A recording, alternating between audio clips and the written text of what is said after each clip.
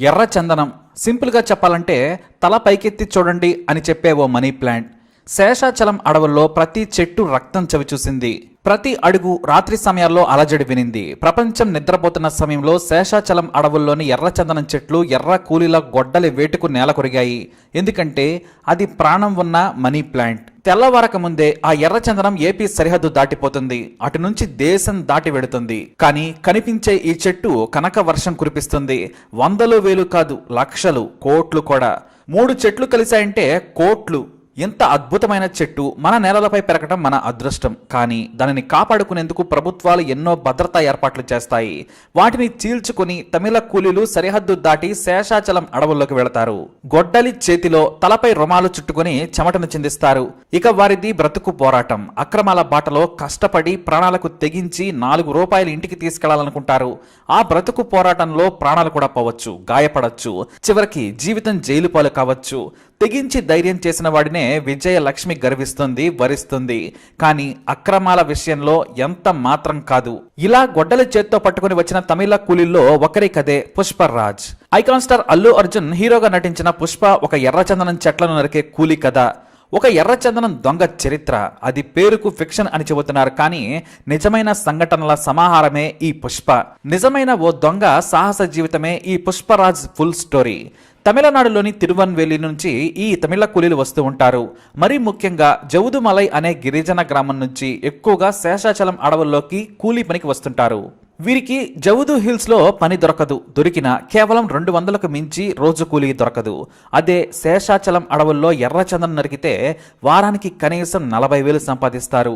వీళ్లు చాలా మొరటు. వారి కొండల మీద నివాసం. శేషాచల అడవుల ప్రాంతం ఒకేలా ఉంటుంది. సులువుగా కొండలు ఎక్కగలరు. పాములు తేళ్లకు భయపడరు. పోలీసులుంటే తప్పించుకుంటామనే ధైర్యం. మొత్తంగా మహా ప్రమాదకరంగా ఉంటారు. పోలీసులనే ఎదిరించేంతటి ధైర్యం ఈ కూలీలది. అందుకే స్మగ్లర్లు వారిని ఏరుకుని మరీ ఏపీలోకి తీసుకొస్తారు. శేషాచలం అడవుల్లోకి వెళ్లేందుకు 200కు పైగా మార్గాలున్నాయి. కాబట్టి సులువుగా అడవిలోకి పంపిస్తారు. వీళ్లంతా మనం సినిమాలో చూసిన పుష్పరాజుల కంటే రాక్షసంగా ఉంటారు. ఒక్కరు 2 దొంగలను భుజాల మీద వేసుకొని అడవిలో నుంచి నడిచి వెళ్లి లారీని లోడ్ చేస్తారు. అంతటి బలశాలులు ఈ తమిళ కూలీలు. అయితే వీరందరికీ లీడర్ అనైకట్ బాబు. ఇతనిలోని కొన్ని స్మగ్లింగ్ ట్రిక్స్ ని పుష్పరాజులో పెట్టుకున్నారని టాక్. పోలీసుల భయానికి లారీతో సహా ఎర్రచందనపు దొంగలను బావిలో తోసిన చరిత్ర ఈ అనైకట్ బాబుదే. అంతేకాదు ఇతను మహారాక్షసంగా ఉంటాడు. ఎర్రచందనం దొంగలను దాయడంలో ట్రిక్లు నేర్పాడు అనైకట్ బాబు. ఇతను మొదట కూలీగా వచ్చి ఆ తర్వాత లారీ నడిపాడు. అడవిలో ప్రమాదకరమైన మార్గాల్లో, అసలు రోడ్డు లేని రోడ్లలో ఎర్రచందనం లోడు లారీని తరలించడంలో దిట్ట. పోలీసులకు దొరికినవే 21 కేసులున్నాయి. ఎన్నో కేసుల్లో ఏపీ పోలీసులతో తన్నులుతున్నాడు. ఎన్నిసార్లు కొట్టినా అంతే. ఇప్పుడు కూలీ నుంచి స్మగ్లింగ్ ఏజెంట్గా మారాడు. అంతర్జాతీయ స్మగ్లర్లతో డైరెక్ట్ గా డీల్ పెట్టుకుని ఎర్రచందనం స్మగ్లింగ్ చేస్తున్నాడు. ఇక ఇతను ఇలా ఉంటే పుష్పరాజ్ సినిమాకు మరో ఇన్స్పిరేషన్ సేతు మాధవన్. ఇతను 1990లోనే బయట ప్రపంచానికి తెలియకుండా ఎర్రచందనం తరలించిన మొదటి బ్యాచ్ కూలీ. అసలు కూలీలుగా జవుదుమలై గిరిజనులు పనికి వస్తారని కనిపెట్టిందే ఈ సేతు మాధవన్. వారిని తీసుకుని వెళ్లి టన్నుల కొద్దీ దొంగలను నరికి సరిహద్దు దాటించాడు. 100ల సార్లు పోలీసుల చేతిలో తన్నులుతున్నాడు. అంతేకాదు ఎంత రాక్షసంగా ఉంటాడంటే 2013లో 2 ఫారెస్ట్ అధికారులను రాళ్లతో కొట్టి చంపిన తమిళ కూలీలకు నాయకుడు ఇతనే అని వార్తలు కూడా వచ్చాయి. నిర్దాక్షిణ్యంగా ప్రాణాలకు తెగించి దొంగలను తరలిస్తాడని పేరు. పోలీసులు ఎన్నోసార్లు కొట్టి నడవలేకుండా చేశారు. అయినా ఎర్రచందనంతో సులువుగా లక్షలు సంపాదించడం తెలిసిన సేతు ఆ పని మాత్రం మానలేదు. 2013లో deputy range officer Sridhar, assistant beat officer David కుమార్ను రాళ్లతో కొట్టి చంపారు తమిళ కూలీలు. ఆ గ్యాంగ్కు లీడర్ సేతు మాధవన్ అనేది మరో టాక్. ఇతను కూడా మహాకిరాతకంగా ఉంటాడు. పోలీసుల లిస్టులో మొట్టమొదటి పేరు ఇతనదే ఉంటుంది. ఇతని చరిత్రే పుష్పరాజ్ సినిమాకు ఇన్స్పిరేషన్. దొంగలను దాయడం నుంచి ఫుడ్, సిమెంట్ లోడ్లలో దొంగలు దాచి తరలించడం మొదలుపెట్టిందే ఈ సేతు మాధవన్. అయితే పోలీసుల నిఘాను తట్టుకోలేక తమిళనాడుకు పారిపోయాడు. జనవరి 24, 2018లో 37 ఎర్రచందనం దొంగలను బీజింగ్కు తరలిస్తూ ఉండగా కడప పోలీసులు వలపన్ని పట్టుకున్నారు. వాటి విలువ 1.5 కోటి.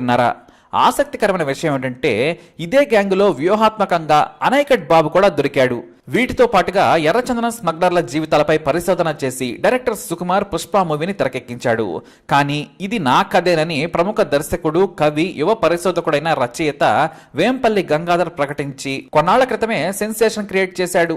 ఈయన కడప జిల్లాకు చెందిన సాహిత్య పరిశోధకులు, కేంద్ర సాహిత్య యువ పురస్కారం అందుకున్నారు. ఎన్నో కథలు, వ్యాసాలు, చరిత్ర పరిశోధన పత్రాలను ఆయన రాశారు. అదే క్రమంలో ఎర్రచందనం కూలీల బ్రతుకును, తెగింపును, సాహసాలను, డబ్బుల కోసం ప్రాణాలను లెక్క చేయని విధానాన్ని ఒక పుస్తక రూపంలోకి తీసుకొచ్చాడు.